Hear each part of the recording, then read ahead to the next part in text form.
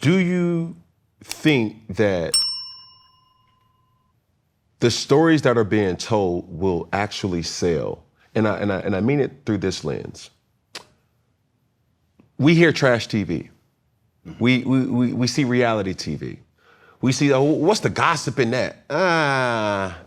I want to see somebody throwing some water on people's faces and the jibber jabber with that. Like, I want to look at X while I'm watching this, you know, like I want to see if somebody feeling how I feel.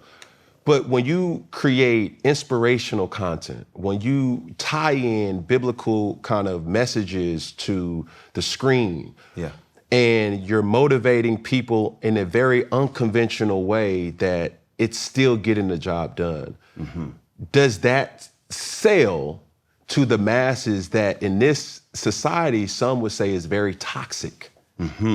Well, yes, it does sell to the masses. And to be honest with you, like, I don't really look at it from that lens. Because for me, you know, as a creator of content, if I'm thinking too much about what I think someone wants or doesn't want, then that takes me out of the seat of being in authority over what I create. Wow. So part of it is just like being open to like, okay, this is my commitment, right? You know, it's like I was raised in the church, you know, been a Christian all my life, and I believe God has allowed me to be in Hollywood for a very specific reason. And so when I made the commitment to go to Hollywood, the commitment was I want to be in Hollywood to make uplifting content, because I believe Hollywood is one of the most influential industries in the world, and that it can change people's hearts and minds for the better. So that's the mission statement. That's the business plan.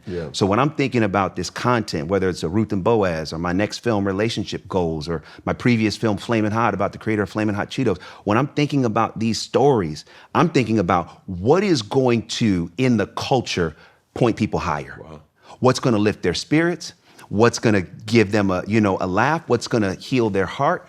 And that's what I focus on. Like, I don't really focus on like, all right, well, they like this type of thing, so I'm going to do this type of thing. Like, no, I'm going to do my thing.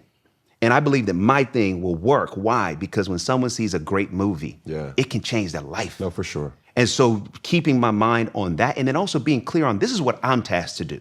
There are others that are tasked to do different types of content, and that's them. That's cool. But for me, this is my lane, and this is my commitment, and this is my passion. And I do believe that when people see these movies or television shows, their idea of what's realistic changes. Wow.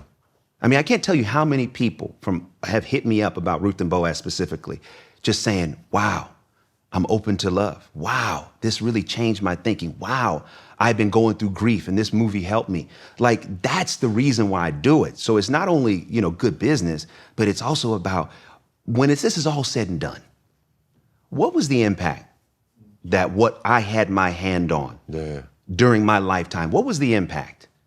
What did I do with what I had while I had it? And for me, I can look myself in the mirror and say, man, yeah, I feel like I'm doing a great job as it relates to, staying intentional and staying to the mission and not deviating. There have been times in my career, like coming out of Flamin Hot, the movie did very well for Disney Plus and Hulu, but nobody in Hollywood at the time wanted to give me a deal. And my team at the time was saying, well, maybe you got to pivot. Maybe you got to stop making, inspirational, aspirational content. Maybe you got to stop making faith content. And I'm like, yo, if that's the answer, then maybe I should not be in the business, because that's not me.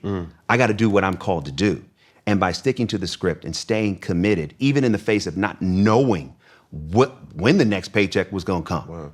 I mean, that's another part of all this. It's like, I don't know if anybody been there before where you just sitting there, you like, I don't know. I don't know. It ain't, I don't know. I don't know. You know what I mean? I don't know when that check is coming. And staying committed to the vision and staying committed to the calling is what ultimately got me to the place that now I have this, a great deal with Tyler Perry and Netflix, and Ruth and Boaz is the first movie, and I'm getting ready to start prep on the next movie, and things are rolling in a phenomenal way. But that is how. So many things, with that, but I want to talk about we're seeing a trend in Black filmmakers getting their just due, getting their flowers. To name a few, obviously Tyler Perry, Ryan Coogler, Spike Lee, Jordan Peele, so many others, with all of you as Black men and filmmakers, does Hollywood respect you? You know, I think so.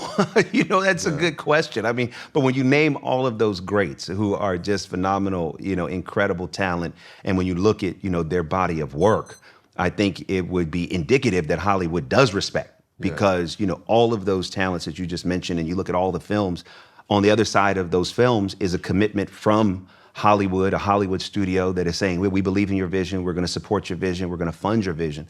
So I do feel that, you know. I also feel that, you know, as Black filmmakers, you know, we're always wanting to continue to make our mark. And just because, you know, there was respect yesterday doesn't mean there's gonna be respect tomorrow. That's in everything.